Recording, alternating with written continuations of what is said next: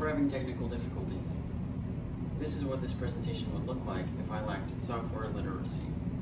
That was kind of a corny example, but now imagine how your career would go if you suddenly lost the ability to understand computers. It's hard to imagine them being separate, isn't it? Learning how to use tech is vital for situations throughout the business world. Getting a job and keeping one as a process is more competitive than ever, and knowledge of the specific software you're using is important, but to succeed in business it is even more important to be computer literate. Now, before I go too deep, I think it's important to make a quick distinction between these two terms. First off, what is software knowledge?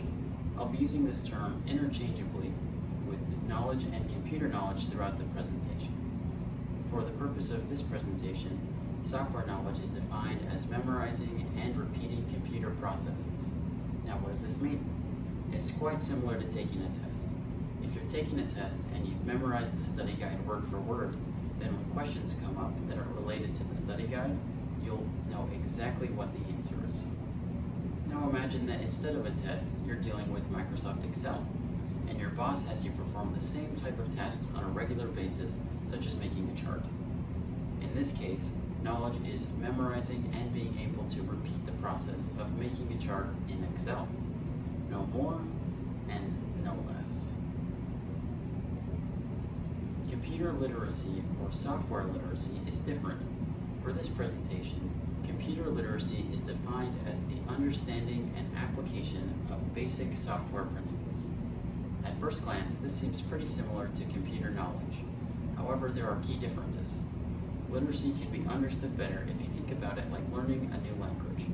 Imagine that you're learning Spanish, and you're watching a YouTube tutorial to learn a new grammar principle. They teach you how to say, "I'm hungry, but I still don't want leftovers." You know how to say this exact sentence now, but you also know how to use the term "but" to connect ideas together. So in the future, when you want to say something like, "Cows are cool, but they fart a lot," you already know how to structure that sentence as long as you can figure out the words.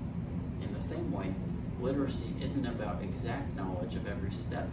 It's about understanding the how and the why. There are plenty of reasons you should care about literacy when it comes to your resume and entering the job market.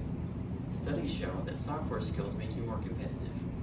One study by the U.S. Bureau of Labor Statistics suggested that about 77% of all jobs in any market require some sort of baseline proficiency in software skills. What qualifies as a good bullet point on a resume is drastically different depending on your career field. However, there are some good example bullets here that would make your resume more competitive. Be proficient in web design, experience with computer programming, excel at data analysis. Sorry about that pun. If you have room, briefly expound on your resume about the specific programs that back up your skill, but framing your software experience in terms of the skill that you provide, such as web design, is much more meaningful than simply saying the program you know, but not why it's important. Computer literacy is just as important in the process of keeping a job as it is in getting one. Literacy increases uptake and adaptability in the workplace. Companies change softwares all the time, and understanding how to use a new one is much more important than memorizing a specific set of instructions. There is a growing sentiment in the workplace that a basic foundation in understanding how computers work is necessary for efficient communication and improving work quality. Let me share an example to illustrate this. I spent a summer working for an agency that used an outdated data entry software titled Beyond. Beyond was a build from the late 90s, and its age was definitely showing. While I was there, the company changed to a new in-house software named ARTrail. ARTrail was sleeker, it had faster load times, and the potential to drastically improve work output. However, many of the employees that worked there had little understanding of how Beyond actually worked as a software. They had just memorized which buttons to push to make it work. Even though ARTrail had the same capabilities as Beyond, work at the company halted and use of the software was delayed while employees were retrained.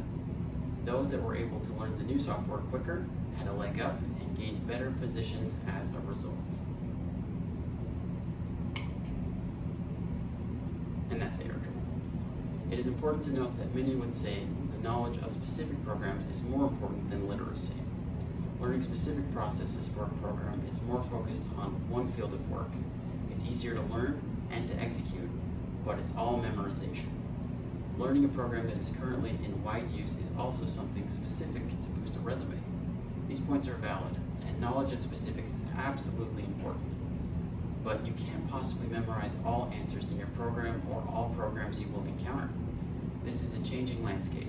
10 years from now, your program may be irrelevant. You need to be able to understand the jargon and instructions in the next YouTube tutorial that you need to look up to solve a new problem that comes your way. Literacy is key. Knowledge is important, but even more important is the foundational understanding of how computers work. Begin by taking concrete steps to learn the basics of one software program. Then ponder how these steps are similar to or relate to programs you've used in the past. You'll begin to see the patterns, and software use will become more than just a checklist. If you have a sure foundation, you can learn and adapt to any situation much quicker. This is what employers are looking for, and improving these skills will increase your success in the workplace for years to come. Thank you.